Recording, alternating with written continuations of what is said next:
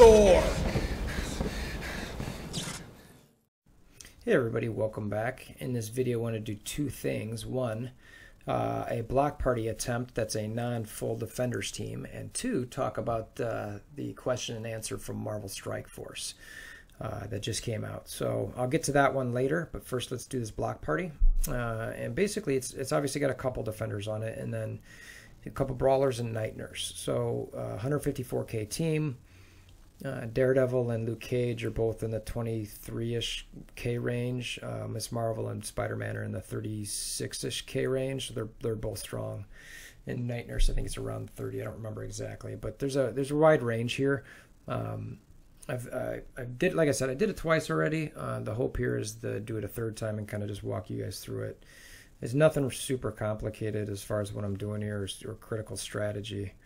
It's more just, and the attempts I had were, you know, pretty easy. So hoping that this is goes the same way. All right, so Deadpool's down, no revive there. Let's go at Quake and hope that the chain takes her out. All right, it does. Okay, now let's actually go at Cable here. All right, it's doing it. No heals needed. Let's try to go at Storm, get her down a bit. Let's get some unbreakable action going. Some counters for Daredevil, and let's go ahead and stun Storm. Even though it looks like she was at the end there, so she's quickly breaking out of it, and that's okay. We'll keep going at her. Still no heals needed, so I'm just going to keep going at Storm. Not going to taunt quite yet. And then we'll finish off Wolverine. Okay.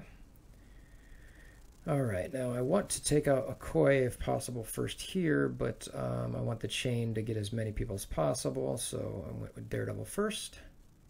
Of course, then obviously Miss Marvel taunts. I don't really see any heals needed yet, so let's just keep hitting. Okay. Let's go at some cool something action there with the Okoye. It's too bad I have that times. I wonder if I should, next time she goes, I wonder if I should try to, I'd like to see that action a little bit. It'd be kind of cool. All right, let's go ahead and taunt this time. Just keep people off Daredevil a bit. All right, and let's start with Spider-Man in the corner here. Let's go ahead and do a group heal just to make sure these are the last 5. Got to go up Miss Marvel because she taunted, obviously. It's their basic for Luke Cage. A special Daredevil. Let's see. All right, let's go at Quake. I want to try to get her out of here. All right. Let's go Cable next. Anyone need a heal? Nope. Okay, and let's actually start with Wolverine.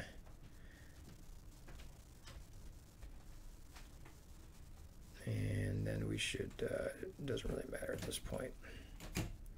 It's just, let's go to Wolverine. And that's all she wrote. So anyway, I hope this attack, you know, it's the non-defenders approach helped. I mean, obviously there's 2 defenders there, but it's not a full-blown team, so it's definitely possible. Let me, before I get into this question and answer, let's just go to that roster. Let's go to City. And so Miss Marvel, you can see there's 37k, 4 red stars. She's super strong, as is Spider-Man. Both pretty solid. I think they're both tier 10. Yeah, both tier 10. 68 for Spider-Man, 65 for Miss Marvel. I have not maxed her special out yet. Spider-Man, it looks like everything's maxed, even as basic. And then Night Nurse, she's level 65, tier 10. Your standard abilities there, 2 red stars, not 1. Daredevil and Luke Cage, 25. Yeah, so both 25 range. You can check his abilities there. He's got none maxed, so that was good. I was really hoping to try to avoid that because I wanted to save the purple mats for something else. Obviously the 3 red stars, but I did have to level him to 65. I was not there yet, believe it or not. And then Daredevil's not maxed with any of his abilities yet either. 7-star, no red stars. Obviously he has to be 7 stars. And then tier 10. So that's the squad there that we use. So having said that, let's let's jump over to this question and answer mailbag from that we got today from Fox Next. So they talk about just 2018 in the book and some boosts or some things that people have been talking about, specifically some buffs, you know, one of them being Groot. And I will say that before I get into what this is, that when I read this about Groot, I was pretty happy about it and thought that he sounded like he would be a much better character for the game. Essentially what they're doing here, and it says it, is his special. So what, you know, when he normally death proofs, it also gives all allies defense up. I think that's huge. It's almost like a Luke Cage ability there with, you know, a death proof going to certain allies. I think that's awesome.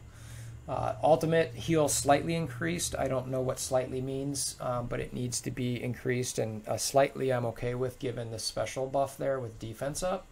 So, you know, a slight buff for heal is good, you know, even though it's, you know, would be nicer to have a strong heal, but you can't make him too overly powerful here.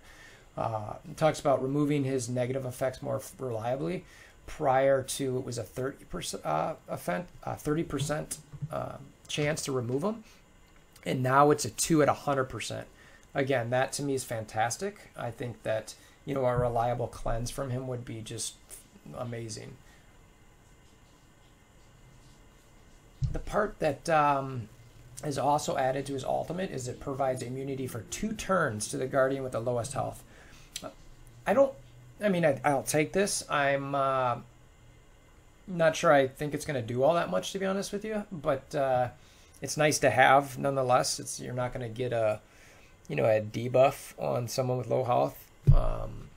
But the truth is if you got really low health and you get immunity, it's not like a debuff's really going to do anything to you. But whatever, I'm not gonna complain about an extra buff on there. So the passive increased the max HP that Groot revives with to 25 up from 10. That's a nice kind of add to me. You know, revives. I've never been a big fan of revives, or I'm a fan of revives. I'm not a fan of caring about revives. I just think they're kind of, yeah, great, I might revive, and if I do, I'm probably going to get 1 or 2 shot at anyway, so whatever.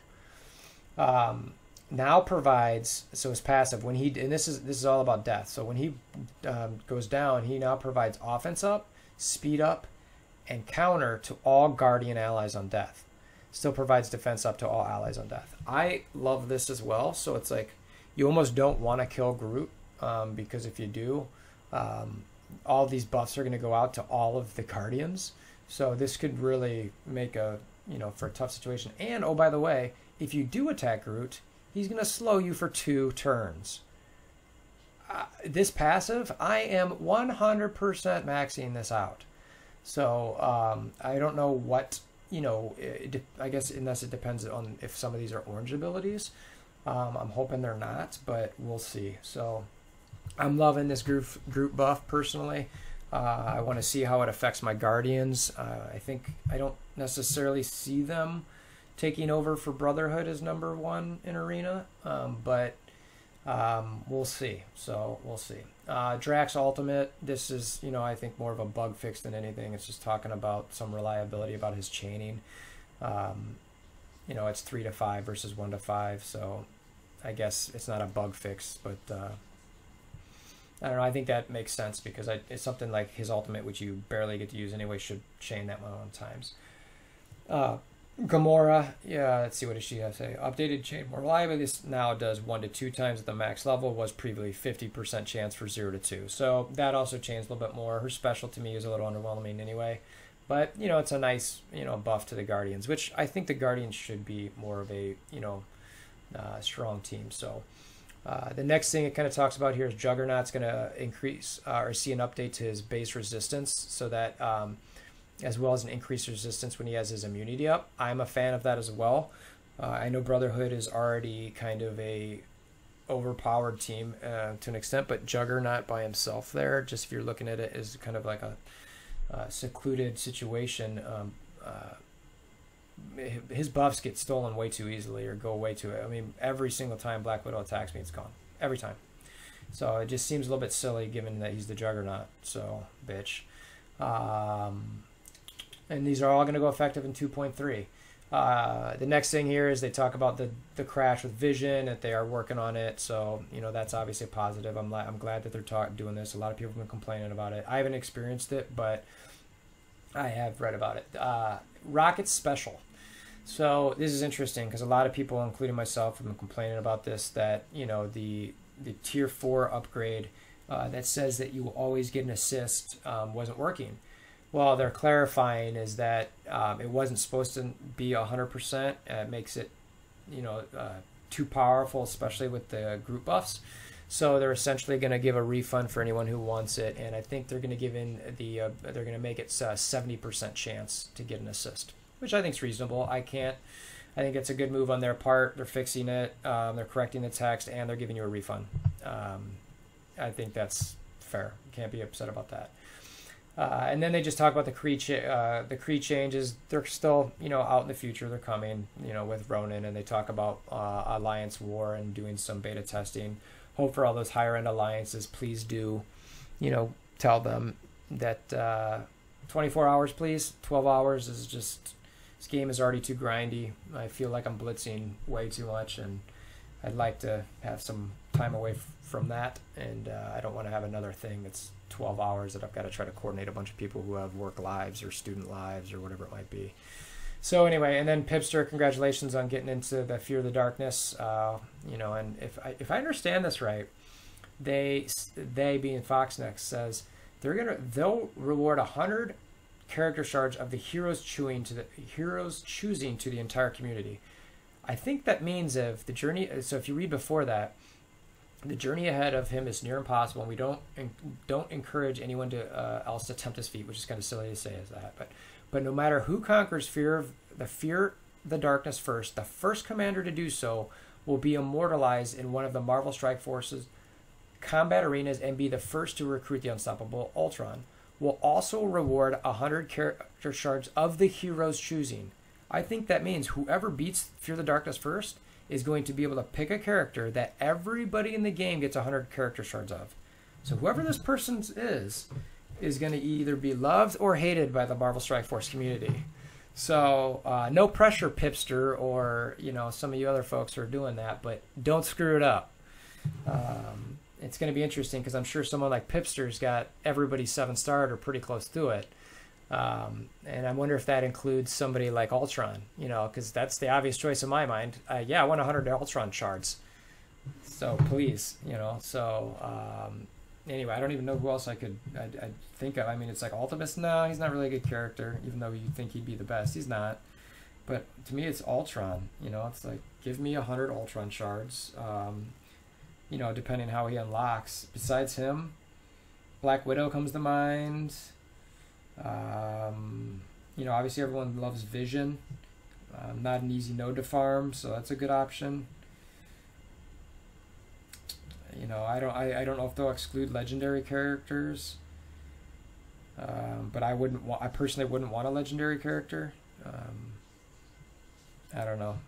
Anyway, so good luck to whoever's doing that. Please don't screw it up.